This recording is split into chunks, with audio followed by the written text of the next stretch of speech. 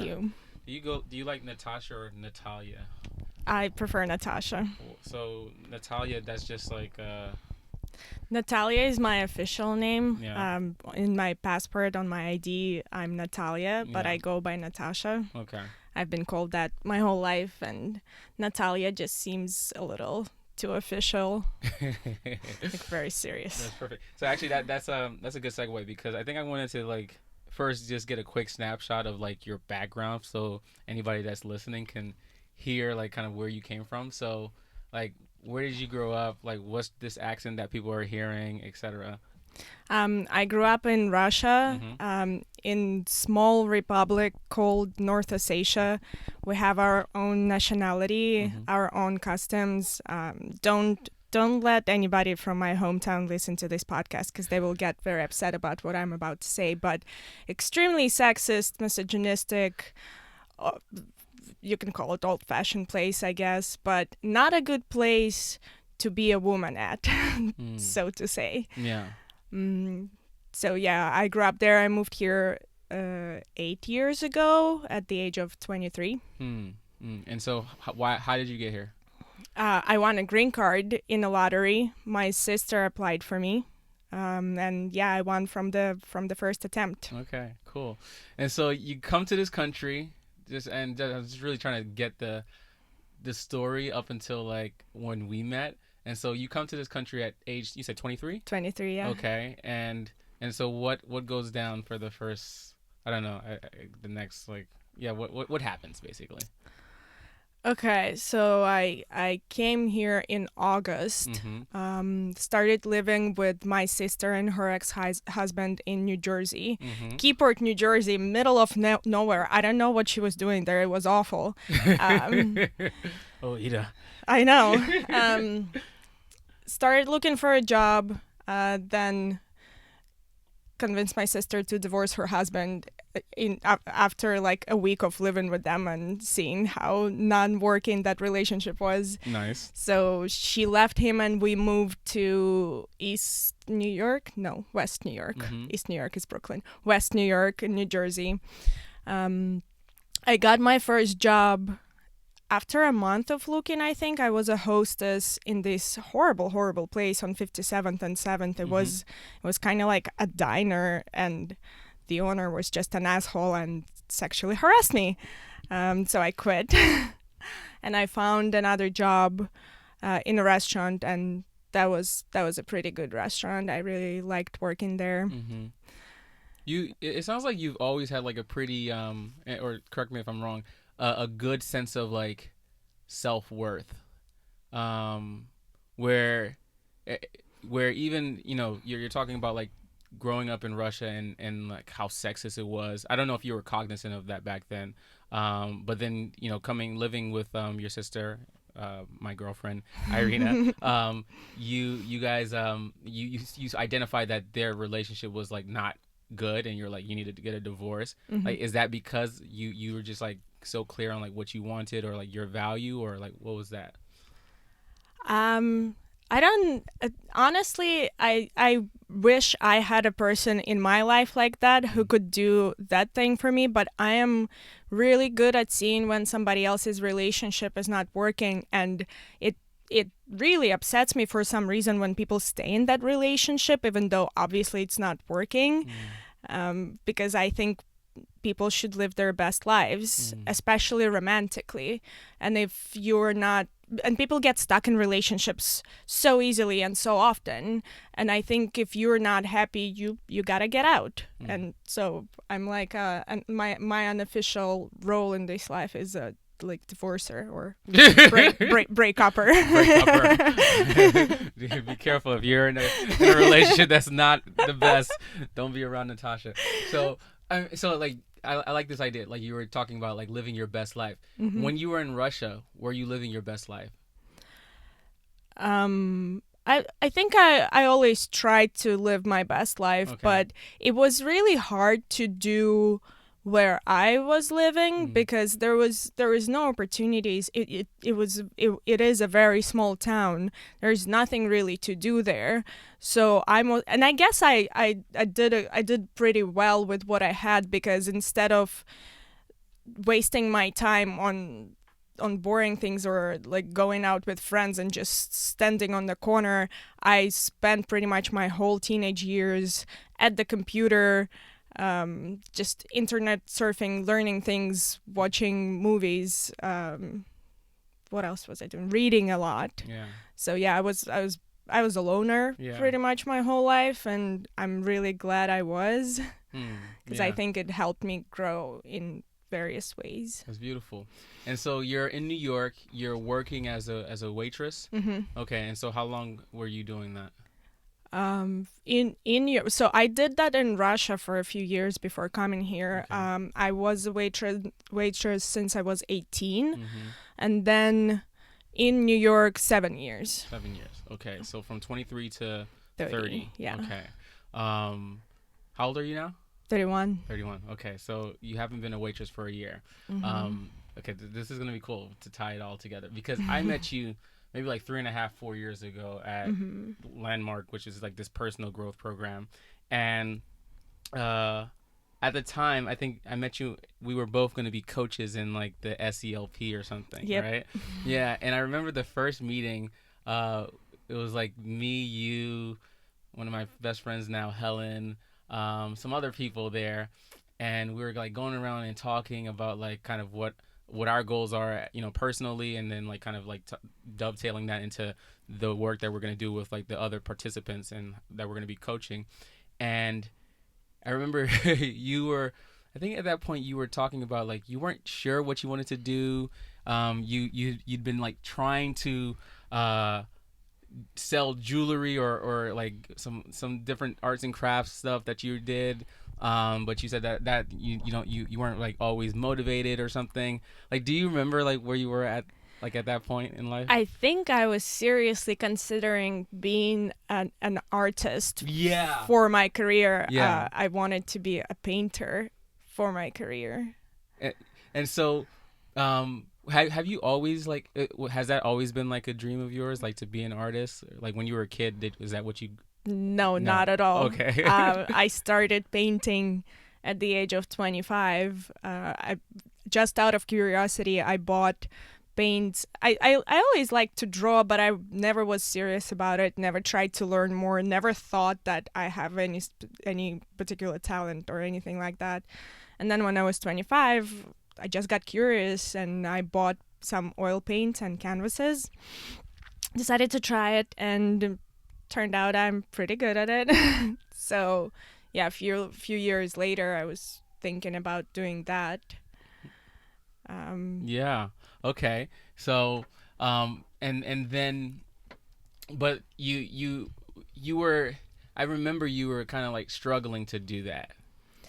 Yeah, the problem with that, the biggest problem with that was every time I thought about doing that for my career, I would start thinking that I need to paint something that people will buy. And my style of painting is pretty far from what people buy right now.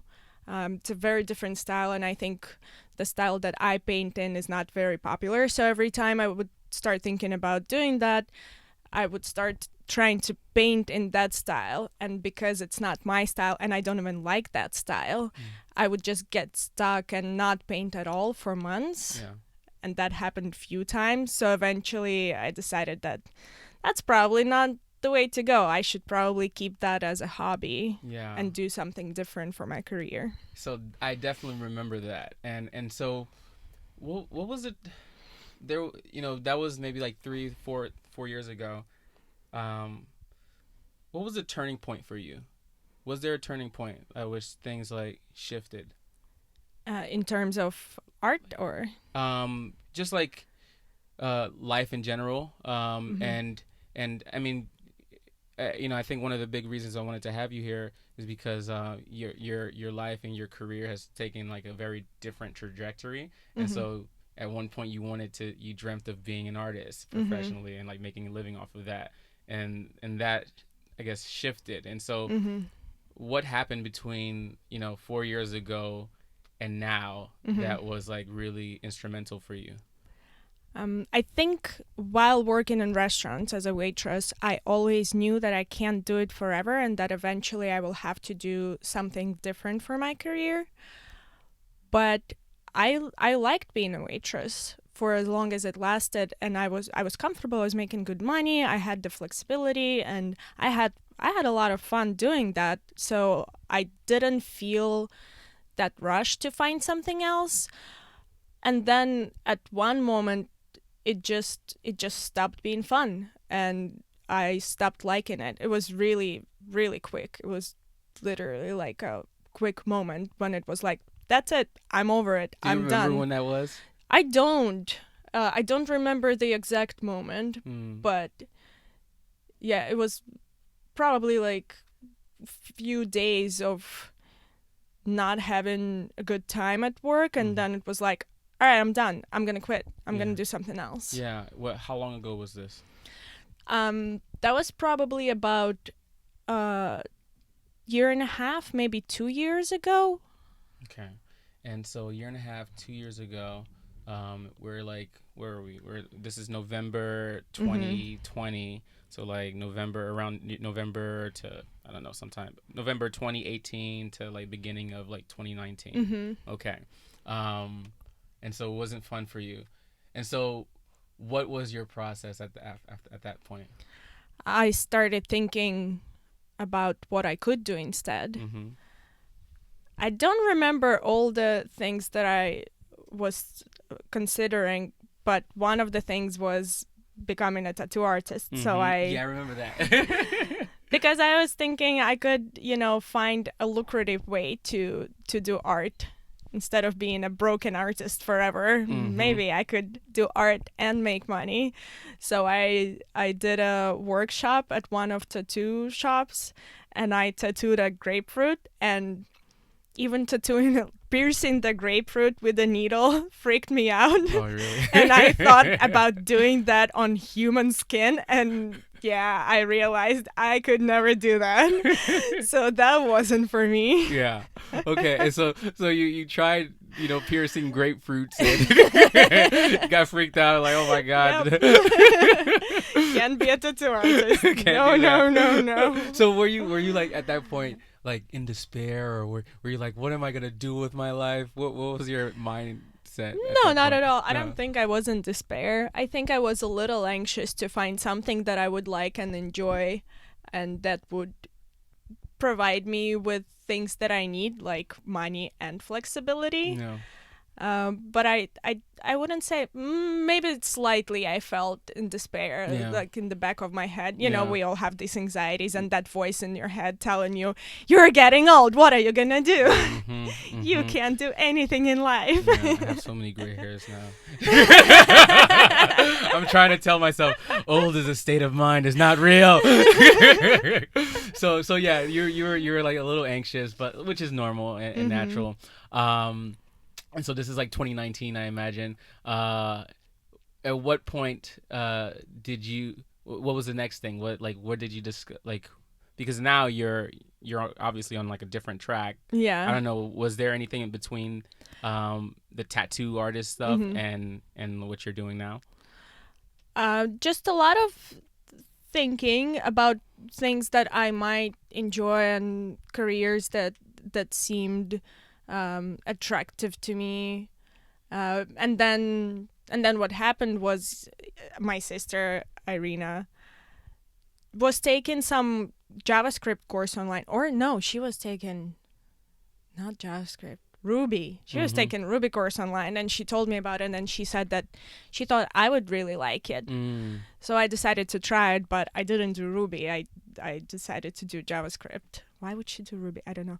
Anyway, I took this online course on JavaScript, and I did actually like it, and I knew about the coding bootcamps because a couple of my friends did it before.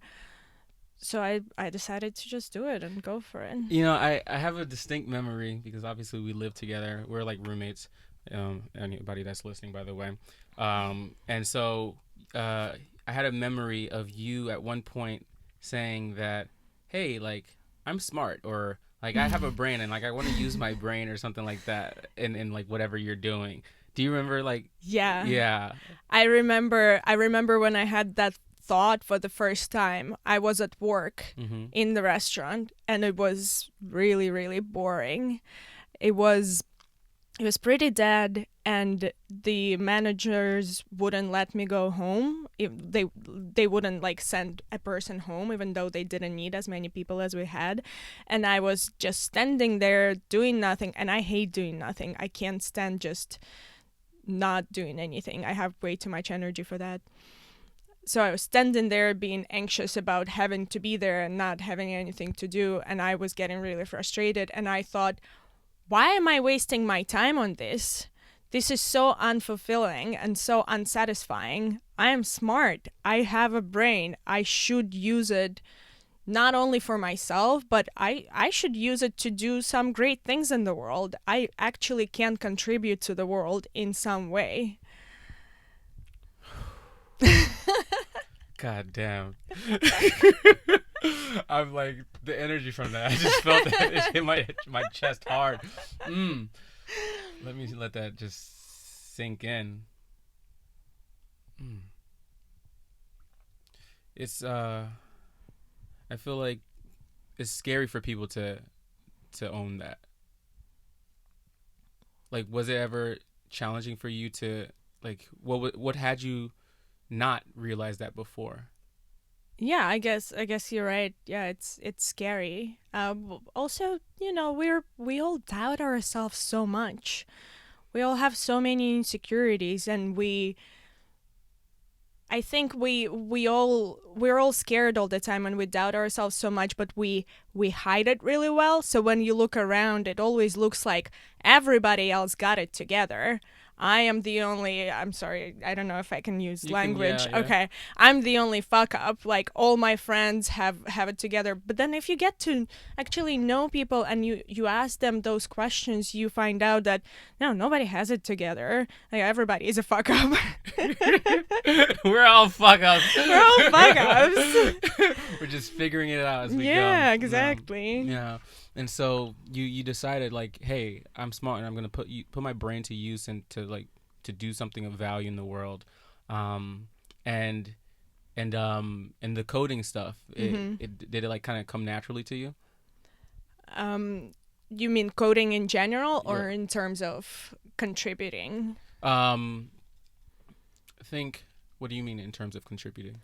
Like you mean is coding just naturally easy for me, and do I feel naturally a Yeah. coder? Okay. Yeah. Yeah. I think so. Yeah. I actually I'm very logical, and Mhm. I think my brain is very logical, Yeah. and I love puzzles and games that require use of logic. So I think my brain was built for something like programming. So Mm. yeah. And I didn't realize it at a time when I first started taking the online course. I didn't realize that it was pretty easy for me because it was still hard. But then when I started the boot camp and I saw how much other people were struggling, I realized that it is much easier for me than it is for other people. It's almost like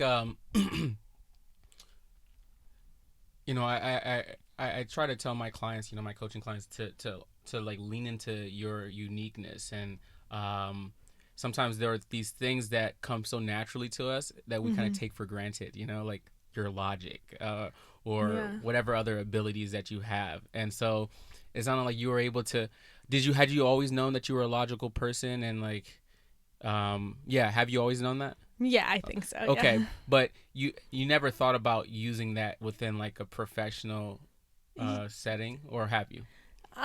I might have thought about it here and there, but I think I wasn't confident in my intelligence enough to think that I actually can do it. So what had you become confident in your intelligence? I don't think anything has. I don't think I'm still confident. I think it's just me not paying attention to my insecurities around that and just being like, yeah, I'm insecure about that. I will never be as smart as I want to be because there's always more smart people than me. There's always somebody who's smarter than you, and you you just go for it regardless. Gotta just do it and not listen to those voices in your head. So you that's beautiful, and I'm 100% on board with you, and this is what I preach, what I practice, etc. But for someone who's hearing this, they're like, yeah, that's easy for you to say, like, you just found like the perfect, career path, and like. But you know what? That's how I've always thought. When I was trying to figure out what I'm gonna do, and I think that time when we met, I was the most anxious about my future and what I will do in the future with my career, and I was looking at people who were doing this kind of thing, right? And there was a lot of situations when I was at work, at the restaurant, and a customer would tell me, oh, I used to be a waitress. I was a waitress for 11 years. And in my head, it was always like, oh, good for you. It's probably easier for you than for me because you're that kind of person. I'm just not that kind of person. And I think we all have those thoughts when we look at other people. We think, yeah, it's easier for them because this and that. They're just stronger. They're just smarter. They're just whatever. It's just not me. And I think we all think that. Yeah. And those are the thoughts that stop us from actually doing that.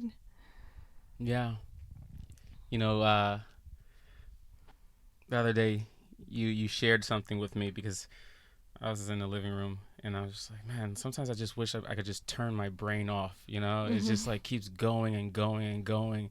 And it's not always the most positive things, like I'm a pretty positive, empowered person, but I do a lot of meditation and mindfulness work to like get to that point. But like sometimes I just want to break, and I feel like I look up to you in a lot of ways, because you've seemed to have really come into yourself in a way that I really admire, especially just given the context of the history and like how I knew you from like 4 years ago to like where you are now. And you shared something that you started doing this year that was really empowering for you. Do you remember what I'm referring to? Yeah. Was that about the roses or? Yeah. Okay. Yeah. So why don't you tell us the story about how you came up with that, and like what's the thing that you said, and what you used to like get to this point where you're fully into, like, or not full, maybe it's it's obviously a continuous process, but where you're stepping into your power more and more. This year has been hard for everybody and for me too. And my brain was doing that thing that you were saying, just running in circles and just telling me all these bad, negative things. What if, and all those. It was very exhausting. And I decided that I need to stop that because it was driving me crazy. And I decided that the way to stop doing that is to become more present. Because that's what the brain does. It goes to the past, it goes to the present, it goes to the future, it goes to all the possible scenarios of what if this happens, and being paranoid about things. And none of it actually happens. It's just our brains doing that thing to drive us crazy. I don't know why they do it, but and if you are present and you actually look around and notice what is happening in the moment, nothing bad is happening. Usually nothing bad is happening, but we're very bad at it. So I decided to practice being present, and the way I started doing that was by every time my brain would start running in circles, I would say out loud to myself, no, stop it, right here, right now. I'm not kidding you. I was saying that out loud, and it was probably pretty funny if you saw it. Just walking in the kitchen being like, no, stop it. No, stop. I was like, what the hell is going on with that? No, right here, right now. I'm dying. Okay. And I did that for probably a couple of months, and it did start getting easier. And after that, I didn't have to say it out loud anymore. I could just say it in my head. And yeah, it was getting easier and easier. And I feel like at this point, I got pretty good at it. And sometimes it even freaks me out how present I am, because I'm like, maybe I should be freaking out about something. Maybe if I'm not freaking out, I'm going to miss something. Like maybe there's something I need to be taken care of that I'm not. But that's not real. I'm taking care of everything that I have to in the present, because the present is the only thing that exists, right? I can't take care of things that are going to come in the future right now because they're not here. I can't possibly figure those things out right now. That was a lot. That was powerful stuff, and I think it might like fly over someone's head, like what are you talking about? The present, and like I got bills to pay, I got things to do, but I think that's very much the truth, because we oftentimes our brain just goes to the past and what didn't go well, or the future, and like what we want to happen or what's not going to happen, or we have more of the past in the future, and so we're thinking about like that relationship, like how all guys are shit, and like you only find trash guys, and or whatever it is, like the conversations that you have, and so that's really cool. And so what's and I'm curious, like because I know during your the process of getting a job, I think that was very important, because so like what was going on during because you did the coding boot camp, you were applying to jobs and such, like what was that whole process of going from being a waitress to going to coding boot camp to eventually getting this new job that you have as a programmer, and what was that process like, and how did using like this tool, this thing that you use, like of being present, etc., help you with that? Quitting my job and going into the coding bootcamp was amazing. It was incredible. I felt so empowered, and I met so many cool people at the bootcamp who I felt like were on the same page with me, and we were in it together. It was very, very empowering. Felt really good. And after graduation, I thought, I will find a job in a week. I'm good. And then I started applying and started getting rejections, a lot of rejections. Kept applying, and it was really, really hard. First of all, it was really hard to figure out what to do, because there is so much you need to learn and know to get a job. There is so many skills you need to be good at the job, but being good at interviews is a separate skill, and there are so many things you have to learn, and it was really hard organizing myself around that. What were some of the things that you had to learn that were challenging, I guess? Algorithms, Yeah. which at a job you don't get to use too often, but it's, I guess you just need to know how to think in a specific way to be good at your job, and being good at algorithms probably gives you that way of thinking, but that's really hard, and we didn't really learn algorithm. We touched upon it a little bit at the bootcamp, but didn't really learn, and they're really hard. Yeah. So what are algorithms?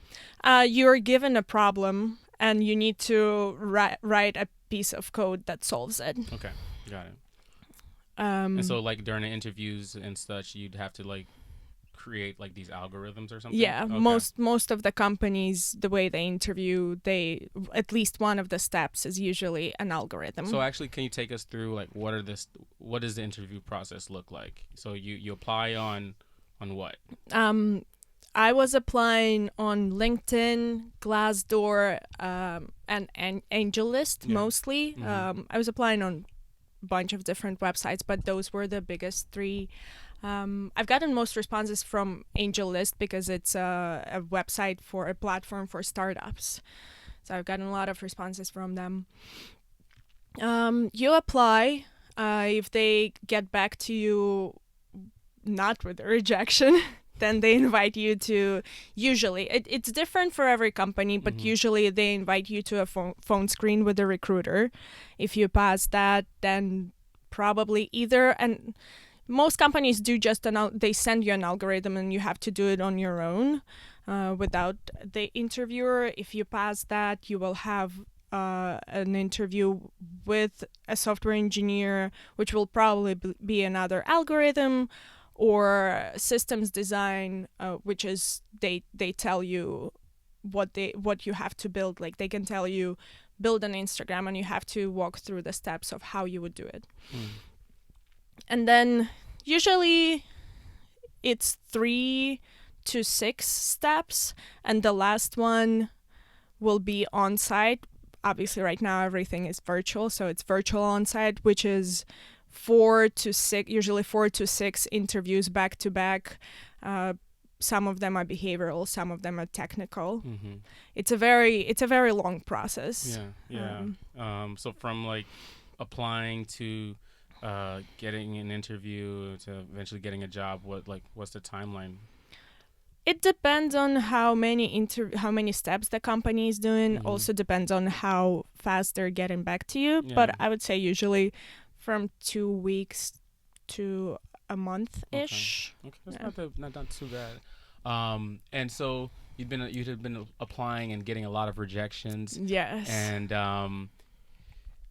that was, I imagine, like a shot to the ego, or definitely the imposter syndrome growing bigger and bigger, insecurities growing, dark thoughts in the brain, just being like, you will never get a job, you are not good enough, you aren't good enough, you piece of shit. Exactly. Why did you think you should apply? You should have stayed a waitress for the rest of your life. You didn't finish college. Yes. How dare you? Because you didn't finish college, right? I didn't. No, I never graduated. I hated it. It was awful. Oh my goodness, that's amazing. I think I really wanted to bring that up because you didn't finish college, and now you're like you said, you're smart. You have a brain. You can use that brain, and now you have an amazing job. But going back to this story, you're going through the doubts, the imposter syndrome. What did you do to overcome that? Oof. I don't know if I did anything to overcome that. I just kept applying and kept studying, not as much, I guess, as I could or should have, but I also wanted to be easy on myself. I didn't want to run myself down and beat myself up for not being good enough or all those things. So I wanted to take it somewhat easy, be easy on myself, but at the same time try to grow and learn. And I kept applying, and the interviews were really hard because you can study as much as you want, but there are just some things that you can't know without having experience. And interviews were hard because they will never ask you a question that you saw somewhere online and that you studied for. Every time the questions are new and different, so it's really hard to prepare for those questions. And that's why I think going on a lot of interviews and applying is important, because you get this practice of being asked questions that you don't expect and that you didn't get prepared for, and still being able to answer them. What was the turning point in your interview journey process that had? Because I remember there was a point where something shifted for you, and do you remember what that was? You mean right before my interviews with the company that I got an offer from? Yes. Yes, I remember that. What happened? So, first of all, these guys are awesome. Ever since I started going through the interview process with them, every interview felt so light. It felt like we were just having a conversation. Whereas previously on interviews with other companies, some interviewers would make me feel so uncomfortable that my brain would just go blank and I would just turn off. I couldn't think anymore. I couldn't say anything anymore. It was bad. But these guys were so cool and so friendly, made me feel so comfortable, and I really liked them. And I didn't think I did very well on the interviews, but they kept inviting me to more steps. Yeah. And then I finally got to the virtual on-site with them, which was supposed to be 6 interviews back to back. By the way, these guys were torturing me like no other company did before. I had 10 interviews total with them, and then after my on-site, they did a 2-day internship type thing with me. Yeah. They put me through a lot. But anyway, before the on-site, I was very nervous. I was freaking out. And I was talking to somebody, and I told him that I was going on these interviews and that I was very nervous. And he said, "Oh, I love interviews." And I said, "What? Are you crazy? You like interviews? What's wrong with you?" And he said, "Yeah, it's just a conversation with somebody. I love people, and I love talking to people, and it's just talking to somebody." And I was like, huh, I love people too. And I also like talking to people. And I decided to go into these interviews with an open mind and with the only purpose of having fun during the interviews. I thought to myself, I don't care if I get this job or not. If I don't get this job, I'll get another job some other time. And right now, what I'm going to do is just enjoy this and go there and just talk to these people and have fun. So I decided not to study for these interviews. Every time before, I studied for all the interviews, and this time I decided to just be present and actually be there and listen to the question. And instead of trying to find a prepared answer in my brain from what I've studied before or what I've seen somewhere before, just sit there and actually think and try to figure it out. And that worked out for me so well because my brain wasn't cluttered. And when I heard a question that I haven't heard before or that I didn't know an answer to, I didn't freak out because my brain was just empty. There was no answers to any questions at that point. I emptied out my brain completely, and then I was able to just think about that specific question and just being relaxed and calm and see if I can actually just figure it out. It's beautiful. And now you're going to be working at where? It's called Lunchclub. What's that about? It's a networking platform for professionals. Or maybe not only for professionals, maybe for amateurs too, I guess. Basically, it's like a blind dating for people, but for professional purposes.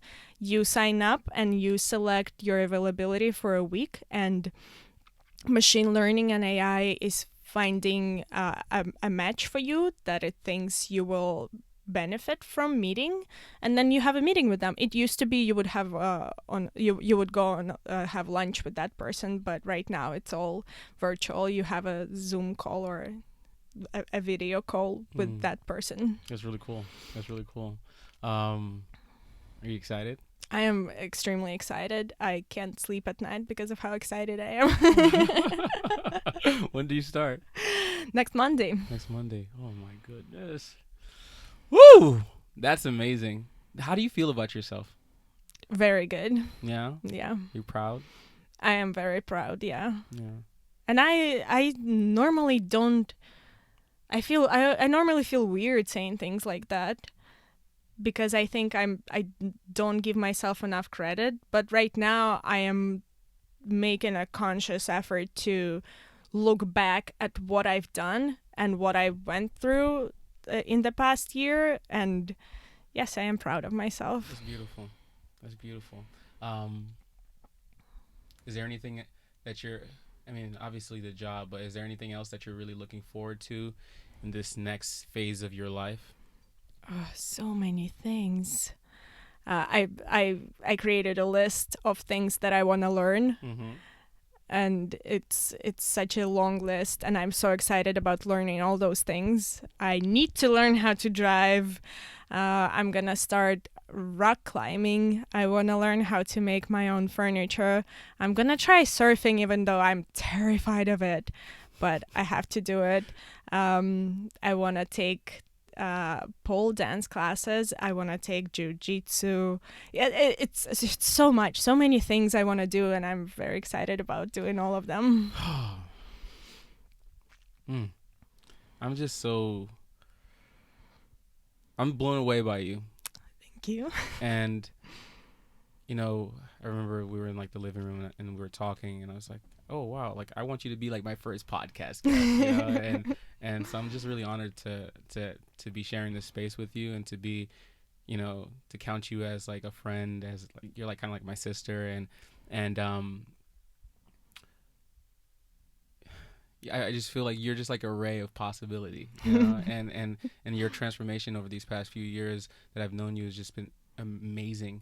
And I wish you just all the love, all the happiness, all the blessings that you desire. Thank you. Yeah. So I'm going to ask you one last question, and take your time to answer. But this podcast is called the New Norm Club. Hashtag redefining the norm. And so the last question is, what do you believe the new norm should be? And you can take that wherever you want to take it. Let's see. I'm trying to think of what is the old norm. Or just be present. Yeah. No old. Only new.